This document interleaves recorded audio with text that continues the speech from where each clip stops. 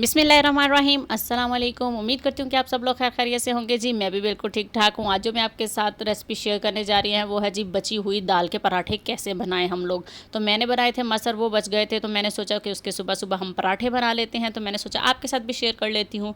तो चले आइए मेरे साथ, हम देखते हैं कि ये पराठे कैसे बनाने हैं। आप भी मेरी इस रेसिपी को ज़रूर ट्राई कीजिएगा और अचार के साथ और दही के साथ इसको खाइएगा। तो चले आइए शुरू करते हैं।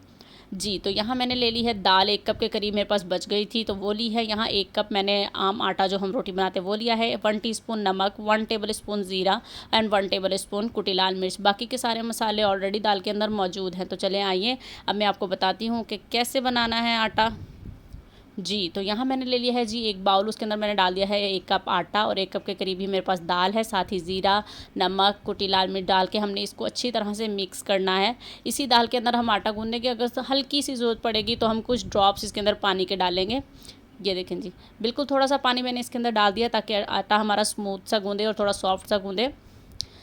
जी तो आटा हमारा यहाँ पर गूंद चुका है, ये देखें। बस अब हल्का सा इसको मज़ीद नीड कर लेते हैं। जी तो ये देखें जी आटा हमारा तैयार हो चुका है। आप चाहें तो इसको फ्रिज में रख सकते हैं 10 से 15 मिनट के लिए। मैं इसी तरह बना लूँगी, इसी तरह भी बना सकते हैं आप लोग। आप चाहें तो इसको फ्रिज में रख दें और अगले दिन भी बना सकते हैं आराम से इस आटे को। तो चले आइए अब हम इसके पराठे बना लेते हैं।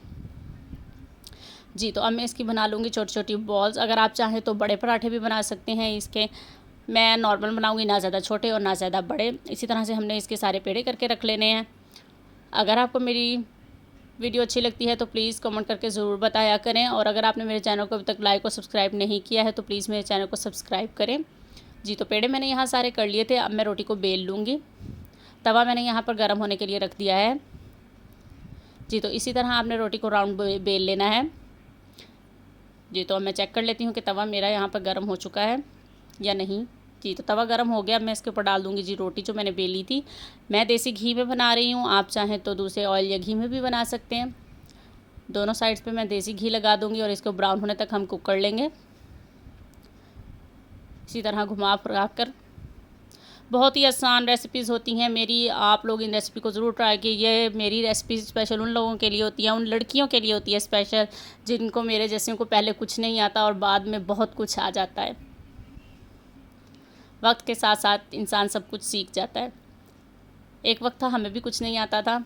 जी तो ये देखिए जी, बातें करते करते हो गए हैं दाल के सारे पराठे तैयार। अगर आपको ये सिंपल से पराठे पसंद आए तो आप लोग भी ज़रूर ट्राई कीजिएगा। अचार और दही के साथ मज़े कीजिएगा। मिलते हैं नेक्स्ट रेसिपी के साथ। अल्लाह हाफिज़।